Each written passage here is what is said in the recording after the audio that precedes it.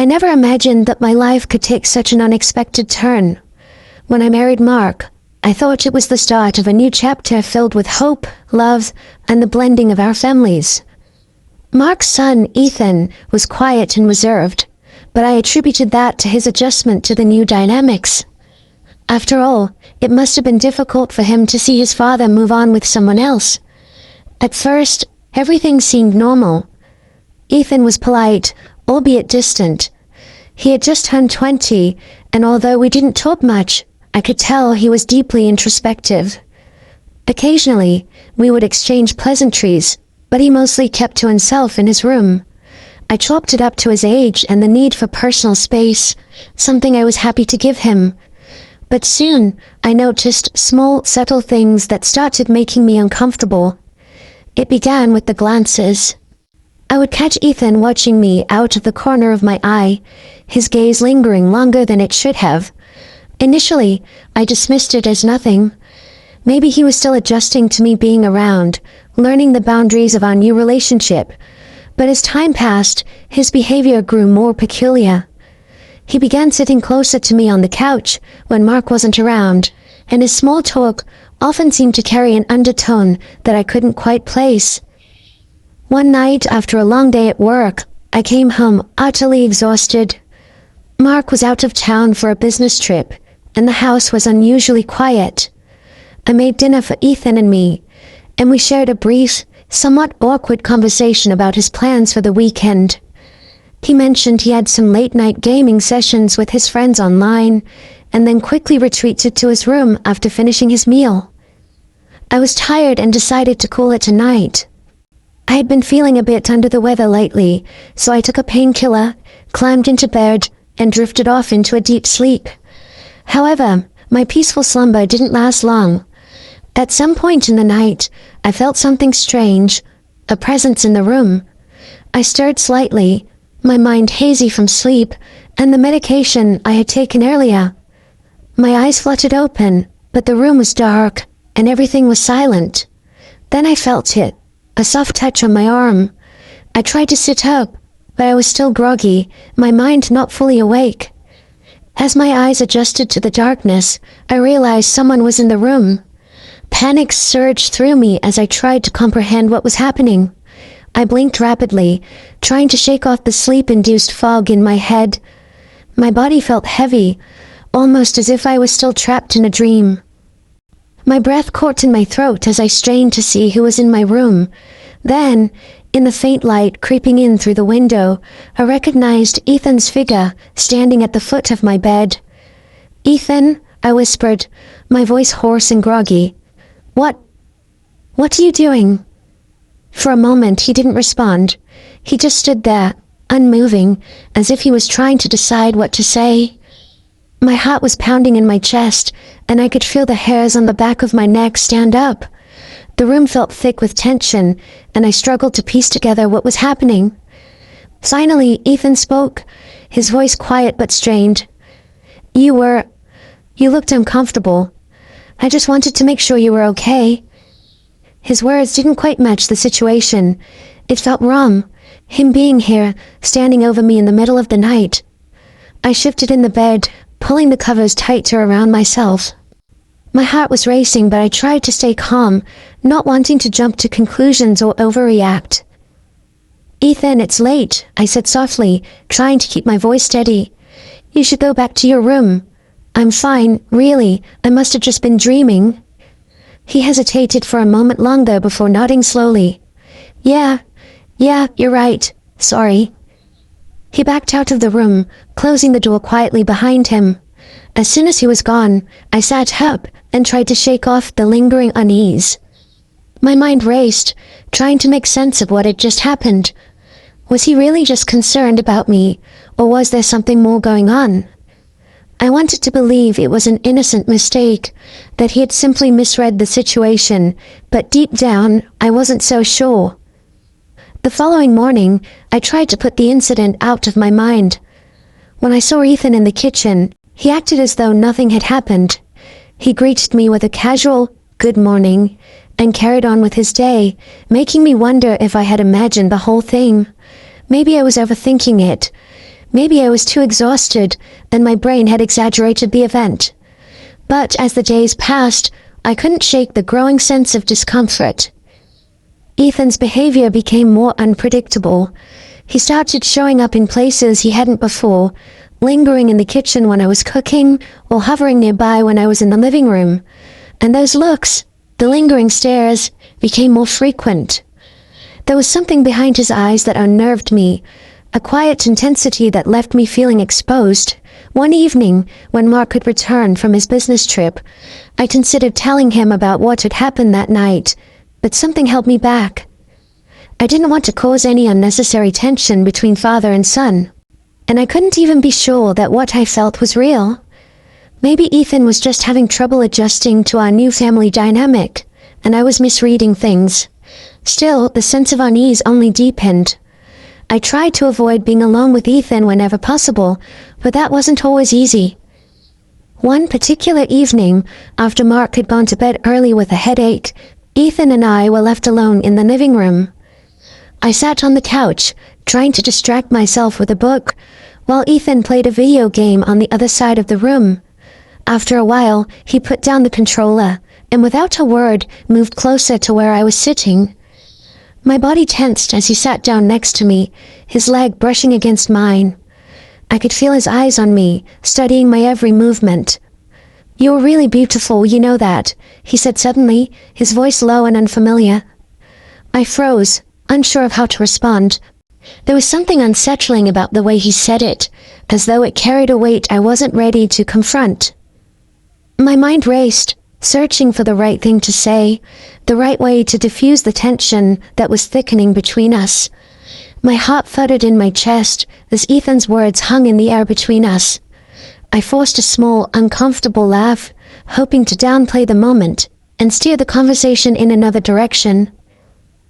"Thank you, Ethan," I muttered, pretending to focus on the book in my lap, though the words on the page were now nothing more than a blur. "That's sweet, but it's late. We should probably get some rest." He didn't move. I could feel his gaze still fixed on me, intense and unwavering. There was a strange energy radiating off him, something almost magnetic that made the air feel thick. I shifted in my seat, inching away from him ever so slightly, but the weight of the tension refused to dissipate. "You're always so distant," he said, his tone soft, almost vulnerable. "I don't know why. We could get along better if you didn't keep pushing me away." I was taken aback by his words. Ethan had always been the one to keep his distance, not me. This sudden shift in his demeanor caught me off guard, leaving me unsure of how to respond. He was speaking as though there was some deeper connection between us that I had failed to recognize, and it was unsettling. "Ethan, I'm not pushing you away," I said gently, trying to remain calm. "I care about you. We're still figuring out our relationship, It takes time to get used to new family dynamics." He leaned closer, his voice dropping to a whisper. "It doesn't have to be complicated. I know you feel something too. I've seen the way you look at me." The breath caught in my throat. A wave of unease washed over me, and I suddenly felt like I had been pulled into a conversation I had no control over. His words were making me question every glance, every small interaction we had ever shared. Had I unintentionally given him the wrong impression? Or had he simply twisted our innocent moments into something more? "Ethan, I think you're misunderstanding," I said carefully, my voice firm. "Whatever you're thinking, it's not like that. You're my stepson, we're family." But Ethan wasn't listening. His eyes held a strange glint, a mix of desperation and determination, as though he was trying to will me into seeing things from his perspective. He reached out and placed his hand on my arm, his touch light but insistent. "Why can't we just be honest with each other?" he asked, his voice barely above a whisper. "I know you felt it too, this connection between us." I pulled my arm away, my heart racing. The room suddenly felt smaller, suffocating even. I stood up, needing to put physical distance between us. This conversation had crossed a line, and I wasn't sure how to pull it back. "Ethan, stop," I said, my voice sharper now. You need to go to bed. This is inappropriate, and I don't know where this is coming from, but it's not okay." He stood up too, his face flushed with emotion. "Why are you acting like this? We're not doing anything wrong. Dad doesn't have to know anything. I can keep it between us." A cold shiver ran down my spine at his words. I had been hoping this was some sort of misunderstanding, that maybe he was confused or emotionally struggling with his father's remarriage. But now it was clear that Ethan had crossed an emotional boundary, and there was no way to deny the severity of the situation. I took a deep breath, trying to remain composed. "Ethan, I'm your father's wife. You need to respect that. Nothing like what you're suggesting can ever happen. I love Mark, and I care about you as part of our family. But this isn't right." For a moment, Ethan looked crushed, his face clouded with a mixture of disappointment and frustration. Then, without another word, he turned and stormed out of the living room, leaving me standing there, trembling. I could still feel the intensity of the encounter lingering in the air, and I knew things had changed irrevocably. I sat back down on the couch, my mind spinning. I had no idea what to do. Telling Mark seemed like the obvious choice, but I feared what it might do to their relationship and ours.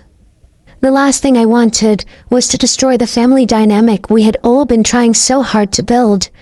But deep down, I knew this wasn't something I could ignore. The days that followed were filled with an unbearable tension. Ethan barely looked at me, and when he did, his eyes were filled with a mix of anger and something else, something I couldn't quite name. He was avoiding both me and Mark, spending most of his time locked in his room or out of the house entirely. Mark, oblivious to the tension, chalked it up to typical young adult behavior. But I knew better. The weight of the unspoken encounter between Ethan and me pressed heavily on my chest every time we were in the same room. I couldn't ignore what had happened, yet I was trapped in a dilemma. Telling Mark would shatter everything, but keeping quiet felt like I was complicit in something deeply wrong. One evening, a week after the confrontation, Mark suggested a family dinner. "We've barely spent any time together lately," he said with a smile, not realizing the irony of his words. "I think it's time for a little bonding, don't you?" I forced a smile, trying to hide the anxiety that had been gnawing at me for days. Ethan, seated across the table, barely acknowledged me, his face impassive as he poked at his food. The silence was deafening, and I could feel the unspoken tension between us crackling like electricity in the air. Halfway through dinner, Mark excused himself to take a phone call from work. The moment he left the room, the atmosphere shifted. I kept my eyes on my plate, praying for the dinner to end quickly, but Ethan had other plans. "You haven't told him, have you?" His voice was low, cold. I glanced up, startled by the sudden harshness in his tone. His face was hard, his eyes dark and unreadable. The boyish vulnerability I had once seen in him was gone, replaced by something far more dangerous.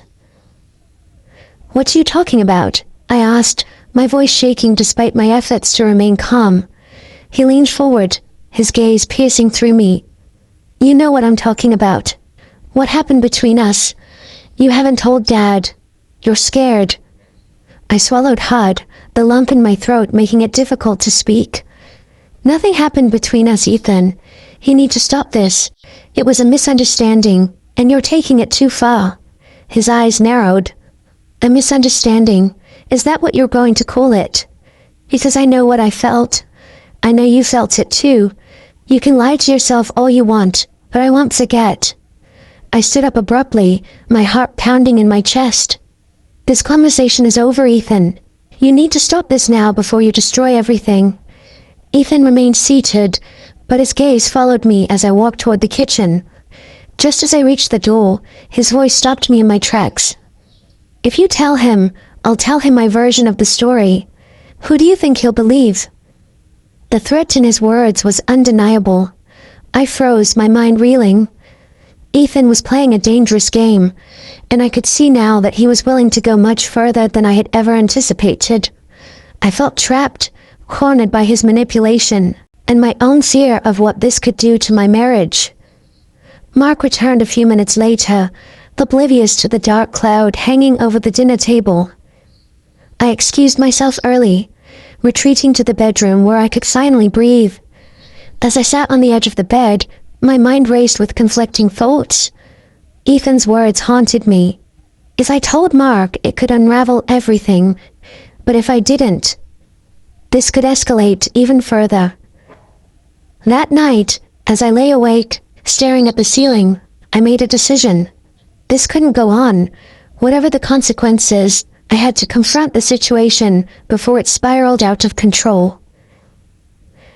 The next morning, I waited for the right moment.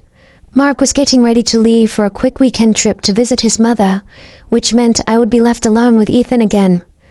I couldn't let that happen without addressing the growing storm between us. As Mark prepared to walk out the door, I pulled him aside. My heart was racing, my palms sweaty, but I knew this was my only chance.